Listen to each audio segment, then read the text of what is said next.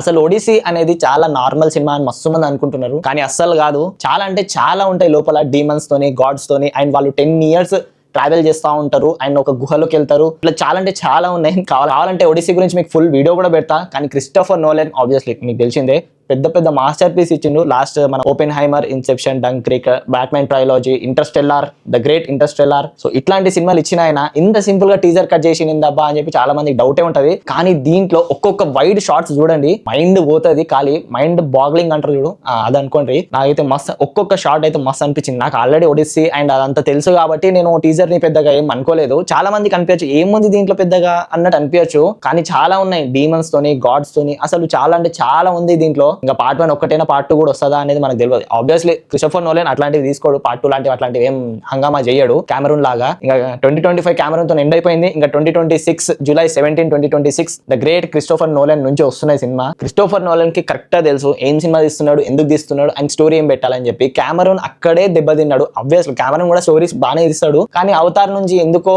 నేను ఇంకా ఇదే అని చెప్పి ఫిక్స్ అయిపోయిందేమో అనిపిస్తుంది. కానీ క్రిస్టోఫర్ నోలన్ అట్లా కాదు, స్టోరీ ఓరియంటెడ్ మాత్రమే తీస్తాడు, వేరే ఏవి తీయడు. Story oriented and graphics, music ఇవి మాత్రం పక్కా చూసుకుంటాడు. ఫస్ట్ చూడంగానే మీకు ఏమనిపించింది అసలు ఒడిసీ టీజర్ చూడంగానే? ఏదైనా కొత్తగా అనిపించిందా, లేకపోతే నార్మల్ రెగ్యులర్ ఫిలిం లాగానే ఉంది కదా, war based kind of film లాగానే ఉంది కదా, సర్వైవల్ ఫిలిం లాగానే ఉంది కదా అని అనిపించిందా అనేది కింద కామెంట్ లో పెట్టండి. So yeah, signing off from movie తక్. జై హింద్.